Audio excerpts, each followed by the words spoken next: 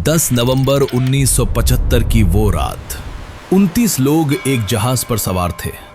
रात के 7:10 हुए थे और फिर रडार की स्क्रीन पर से वो जहाज का निशान हमेशा के लिए गायब हो गया। न कोई SOS, न कोई डिस्ट्रेस सिग्नल, न कोई आखिरी चीख, बस खामोशी। जैसे लेग सुपीरियर ने उस जहाज को एक पल में निगल लिया हो। और वो जहाज था SS एडमंड फिट्जगेराल्ड, 729 फीट लंबा, अपने जमाने का सबसे ताकतवर जहाज, जो एक तूफान में ऐसे डूबा जैसे वो कभी था ही नहीं। तो चलिए सब्सक्राइब करके शुरू करते हैं इस कहानी को। बात शुरू होती है 7 जून 1958 से। उस दिन एक ऐसा जहाज लॉन्च हुआ जिसे देखकर पूरी दुनिया दंग रह गई। SS एडमंड फिट्जगेराल्ड, जिसका नाम रखा गया north western mutual life insurance company के चेयरमैन एडमंड फिट्जगेराल्ड के नाम पर। 729 फीट लंबा, 75 फीट चौड़ा, उस वक्त ग्रेट लेक्स पर चलने वाला सबसे बड़ा जहाज। लोग इसे प्यार से फिट्ज बुलाते थे। अखबारों में इसकी तस्वीरें छपती थीं। बंदरगाहों पर भीड़ जमा होती थी इसे देखने के लिए। यह जहाज सिर्फ एक जहाज नहीं था, यह अमेरिका की ताकत का प्रतीक था। और इसी जहाज का एक काम था, लोहे के छर्रे यानी टेकोनाइट पैलेट्स को मिनेसोटा की खदानों से उठाकर मिशिगन और ओहायो के स्टील कारखानों तक पहुंचाना।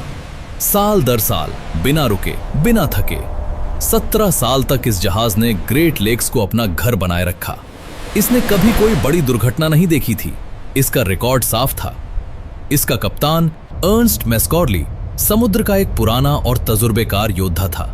44 साल का अनुभव। 44 साल। 9 नवंबर 1975 को सुबह जहाज विस्कॉन्सिन के सुपीरियर बंदरगाह से रवाना हुआ। उसमें भरा था 26,116 टन टेकोनाइट। मंजिल थी मिशिगन का डिट्रॉइट। कप्तान मैक्सॉर्ली को पता था कि मौसम खराब होने वाला है। नेशनल वेदर सर्विस ने चेतावनी दी थी, लेकिन मैक्सॉर्ली ने सोचा यह जहाज हर तूफान झेल चुका है, आज भी झेल लेगा। क्या आप जानते हैं कि उस दिन मौसम विभाग ने जो तूफान प्रिडिक्ट किया था वो असल में उससे कहीं ज्यादा खतरनाक निकला। जो तूफान आया उसे बाद में the storm of the century कहा गया। हवाएं 90 मील प्रति घंटे की रफ्तार से चल रही थीं। लहरें 35 फीट ऊंची।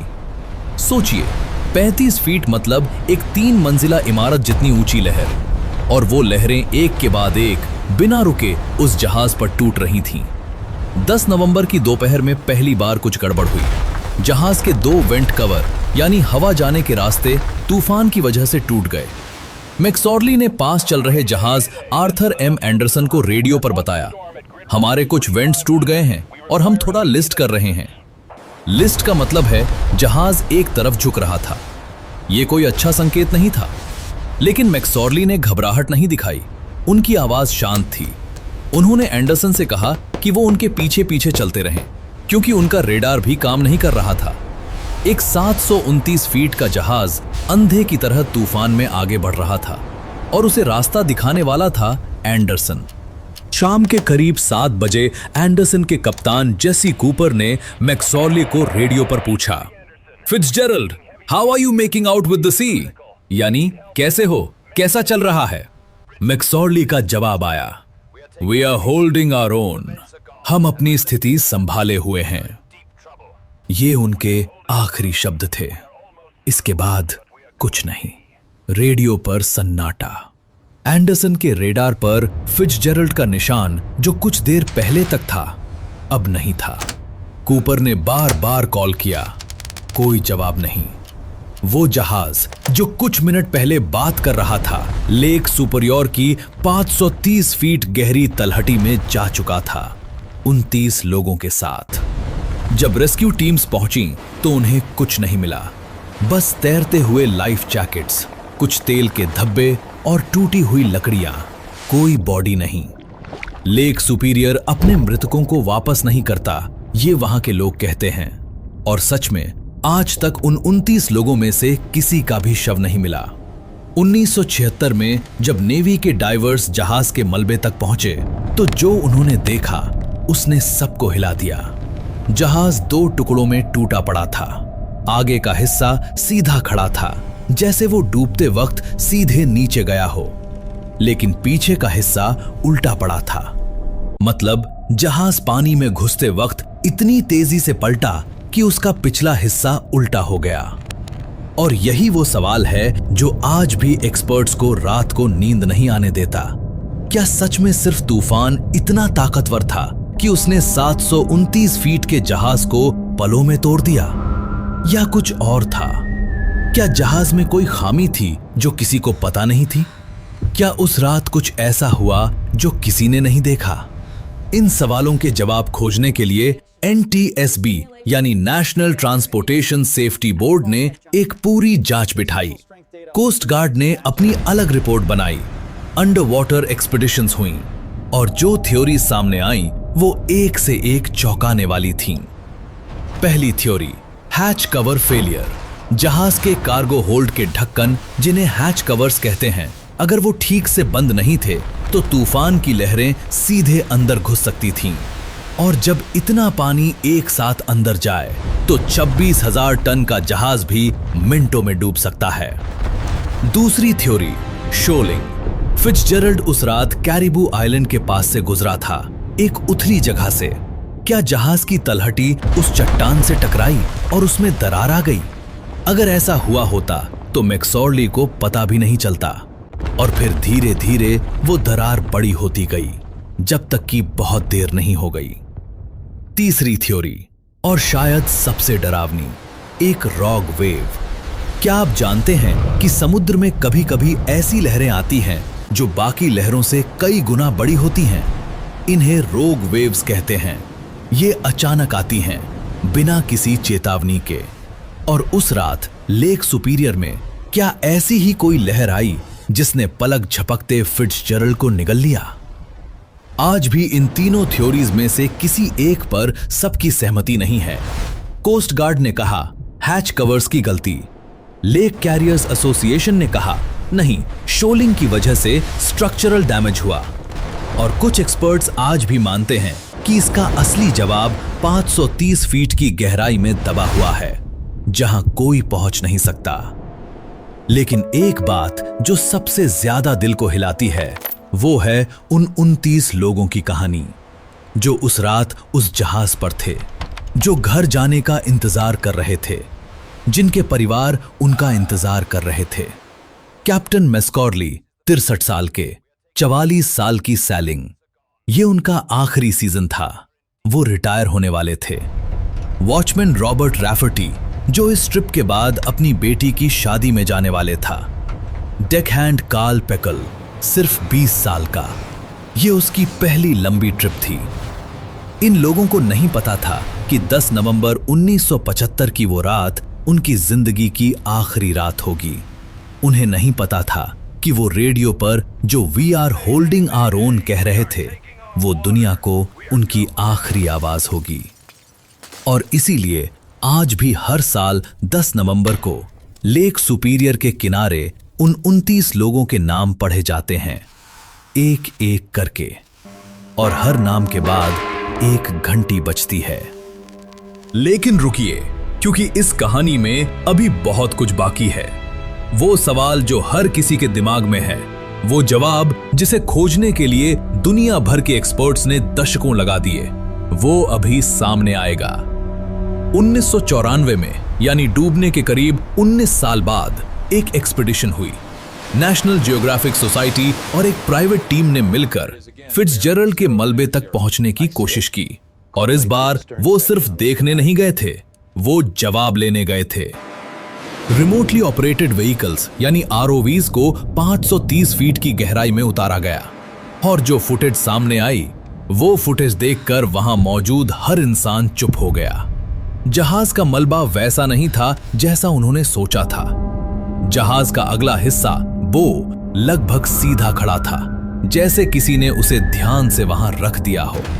लेकिन पिछला हिस्सा, स्टर्न, पूरी तरह उल्टा पड़ा था। इसका मतलब क्या था? एक्सपर्ट्स ने कहा इसका मतलब है कि जहाज पानी में इस तरह गया कि उसका आगे का हिस्सा पहले डूबा, इतनी तेजी से कि पीछे का हिस्सा ऊपर उठा और फिर पलटते हुए नीचे गया। ये पूरा प्रोसेस शायद सिर्फ कुछ सेकंड में हुआ। इतने कम वक्त में कि किसी को SOS भेजने का मौका भी नहीं मिला। लेकिन क्या आप जानते हैं कि उस एक्सपीडिशन में एक और चीज मिली जिसने सबको और ज्यादा कंफ्यूज कर दिया। जहाज के हैच कवर्स कुछ खुले हुए थे, कुछ बंद थे, और ये देखकर कोस्ट गार्ड की थ्योरी, जो कहती थी कि हैच कवर्स की वजह से जहाज डूबा, और मजबूत हो गई।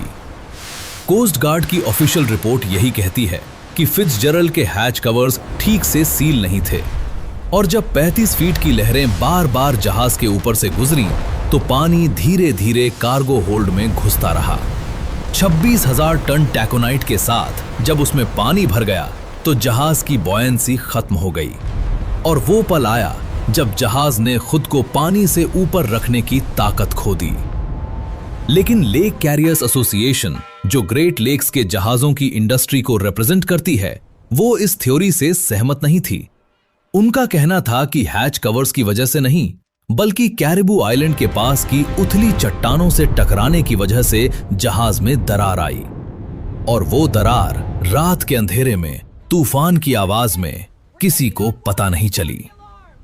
तो दो बड़ी थ्योरीज, और दोनों के पास अपने अपने सबूत।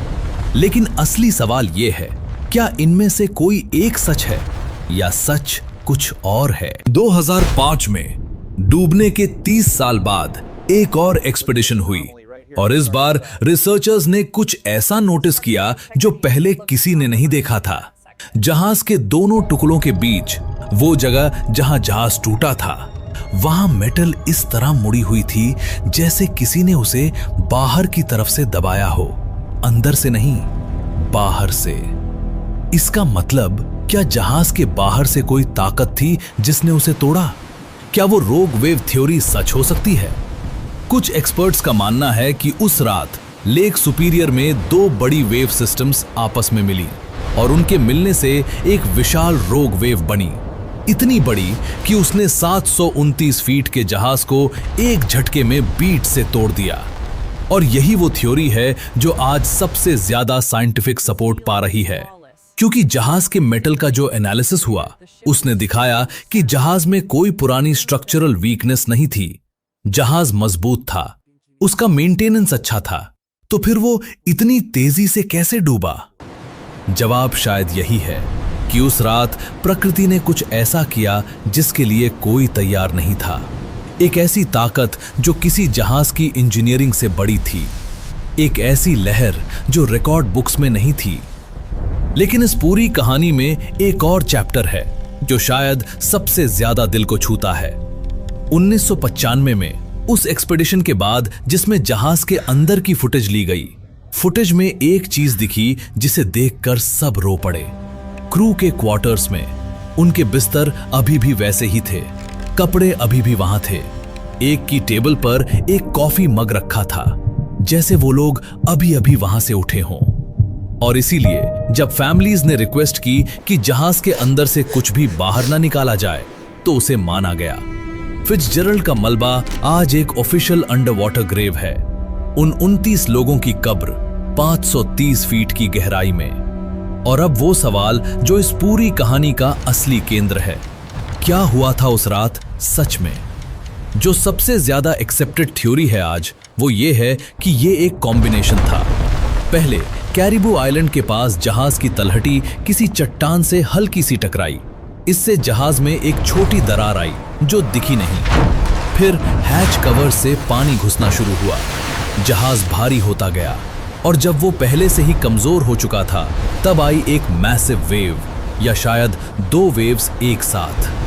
और उस एक पल में फिट्जजेरल्ड टूट गया, डूब गया, हमेशा के लिए। लेकिन ये भी सिर्फ एक थ्योरी है। कोई नहीं जानता सच में क्या हुआ था, क्योंकि जो लोग जानते थे वो 530 फीट नीचे हैं, और लेक सुपीरियर उन्हें वापस नहीं करेगा। गॉर्डन लाइटफुट ने 1976 में एक गाना लिखा था, the wreck of the Edmund फिट्जजेरल्ड।